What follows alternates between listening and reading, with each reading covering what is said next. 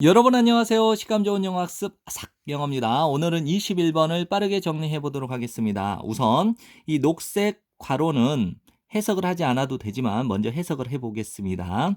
그러한 비상사태가 어떠한 것이 될지 정확하게 아는 것 없이 비상사태에 관하여 알려진 사실은 보여주고 있습니다. 대절 전체를 재난의 대비가 재난을 예행 연습하는 것과 동일한 것이 아니다라고 하는 것을 보여준다라는 거예요. 아무리 많은 모의 재난이 사전 계획에 따라서 조직된다 하더라도 실제 재난은 절대로 반영하지 않을 겁니다. 그러한 모의 재난 중에 어느 하나도 절대로 그대로 반영하지 않을 거라는 거죠.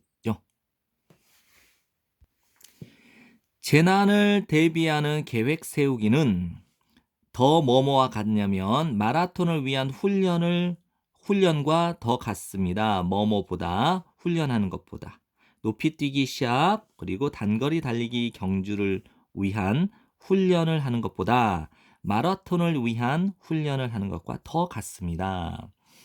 마라톤 선수들은 연습을 하지 않아요. 달림으로써 26마일의 풀코스를 달림으로써 연습을 하지 않는다는 거죠. 오히려 그들은 몸 상태를 좋게 만듭니다. 달림으로써 더 짧은 거리를 그리고 형성함으로써 그들의 지구력을 여러 가지 운동을 조합하여 행하는 훈련, 트레이닝을 통해 그들의 지구력을 향상함으로써 몸 상태를 좋게 만든다는 것이죠. 만일 그들이 성공적으로 준비가 되었다면 그렇게 되면 그들은 어떤 상태에 있냐면 최적의 상태에 있게 됩니다. 마라톤을 달릴 수 있는 최적의 상태겠죠. 뭐뭐에 걸쳐 미리 정해진 코스와 거리죠. 그래서 미리 정해진 마라톤의 코스와 거리에 걸쳐 마라톤을 달릴 수 있는 최적의 상태에 있게 되는 거죠. 가정하면서 다양한 날씨 조건들, 즉 기후 조건들을, 기상 조건들을 그 기상 조건이 예측이 되었던 예측되지 않았던 다양한 날씨, 기후 조건을 가정하면서 미리 정해진 코스와 거리에 걸쳐서 마라톤을 뛸 수 있는 최적의 상태에 있게 된다는 거예요. 만일 그들이 성공적으로 준비가 되었다면.